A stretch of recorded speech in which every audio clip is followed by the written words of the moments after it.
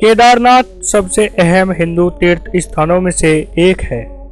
मंदाकिनी नदी के किनारे चोराबाड़ी ग्लेशियर उत्तराखंड में मौजूद केदारनाथ भारत के सबसे ऊंचे ज्योतिर्लिंगों में से एक है।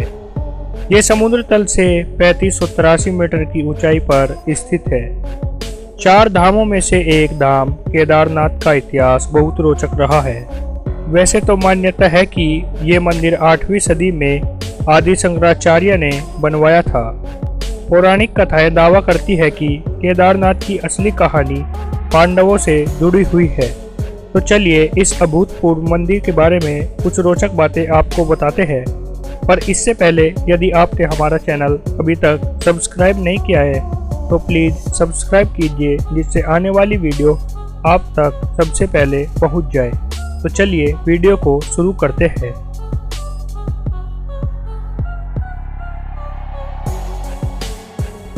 पौराणिक कथाओं के अनुसार केदारनाथ की कथा महाभारत के युग से शुरू होती है, जब पांडव कुरुक्षेत्र की लड़ाई में किए गए पापों का प्रायश्चित करने भगवान शिव को ढूंढने निकले थे। तब शिव उनसे छिप गए थे। शिव ने अपना रूप बदलकर एक बैल का कर लिया था और उत्तराखंड में छिप गए थे। जहां वो छुपे थे उस जगह को गुप्त काशी कहा जाता है। पांडव काशी यानी वाराणसी से होते हुए उत्तराखंड पहुंचे थे और वहां किसी तरह भीम ने भगवान शिव को खोज निकाला था। हालांकि कथा यहां से रोचक मोड़ ले लेती है। भगवान शिव जो बैल बने हुए थे वो जमीन के अंदरूनी भाग में छुप गए, लेकिन उनकी पूंछ और उनका कुबड़ दिख रहा था। भीम जो पांडवों में सबसे बलशाली थे, उन्होंने पूंछ से पकड़कर बैल को निकालने की कोशिश की। इसी द्वंद्व में उसका सिर जाकर नेपाल के डोलेश्वर महादेव में जाकर गिरा और उस बैल का कुबड़ एक शिवलिंग के तौर पर स्थापित हो गया। इसी कड़ी में पहाड़ के 2 हिस्से भी हो गए, जिन्हें अब नर और नारायण के नाम से भी जाना जाता है। और यही कारण माना जाता है कि केदारनाथ का शिवलिंग तिकोने आकार में है। वो आम शिवलिंग की तरह नहीं दिखता।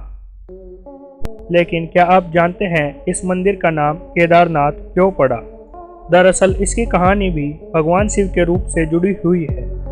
पौराणिक कथाओं के अनुसार असुरों से बचने के लिए देवताओं ने भगवान शिव से प्रार्थना की थी। इसी कारण भगवान शिव बैल के रूप में अवतरित हुए। इस बैल का नाम था कोडारम, जो असुरों का विनाश करने की ताकत रखता था। इसी बैल के सींग और खुरों से असुरों का सर्वनाश हुआ था, जिन्हें भगवान शिव ने मंदाकिनी नदी में फेंक दिया था। उसी कोडाराम नाम से लिया गया है केदारनाथ। आपने गौर किया होगा कि दोनों ही कहानियों में केदारनाथ में भगवान शिव ने बैल का रूप धारण किया था। और आपको जानकर ये भी हैरानी होगी कि यह मंदिर 400 सालों तक बर्फ के अंदर दबा रहा था। यह कोई पौराणिक कथा नहीं, बल्कि Wadia institute of Himalayan geology Dehradun के द्वारा रिसर्च किया हुआ एक फैक्ट है। इसी इंस्टीट्यूट की एक रिपोर्ट के अनुसार केदारनाथ मंदिर 13 से 14वीं शताब्दी के बीच बना हुआ है। इसी इंस्टीट्यूट की एक रिपोर्ट के अनुसार केदारनाथ मंदिर 13वीं से 14वीं सदी के बीच जो छोटा हिमयुग आया था, उसमें पूरी तरह से बर्फ में दबा रहा था।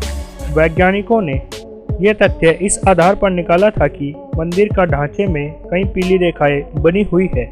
ये रेखाएं इसलिए बनी हुई है क्योंकि ग्लेशियर से पिघलती हुई बर्फ धीरे धीरे पत्थरों से रिसती रहती है। ग्लेशियर बहुत धीरे धीरे अपना रूप बदलते हैं और सिर्फ बर्फ से नहीं बल्कि पत्थर और मिट्टी से भी ये बने होते हैं। ऐसे में ये अंदाजा लगाया गया है कि केदारनाथ मंदिर न सिर्फ 400 सालों तक बर्फ के अंदर का दबाव झेला, बल्कि इसने ग्लेशियर का मूवमेंट और 2013 की बाढ़ भी झेली।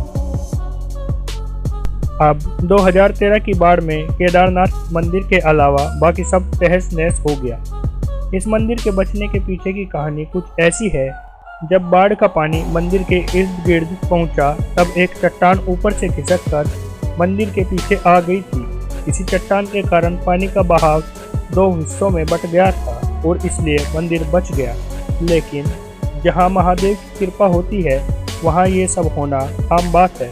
और यदि आप भी भक्त हैं महादेव के तो कमेंट कीजिए हर हर महादेव या जय महाकाल। अगर आपको ये वीडियो अच्छी लगी है तो इसे शेयर जरूर करें और ऐसी ही वीडियो देखने के लिए हमारे चैनल को सब्सक्राइब करें और यदि वीडियो अच्छी लगी है तो लाइक करें।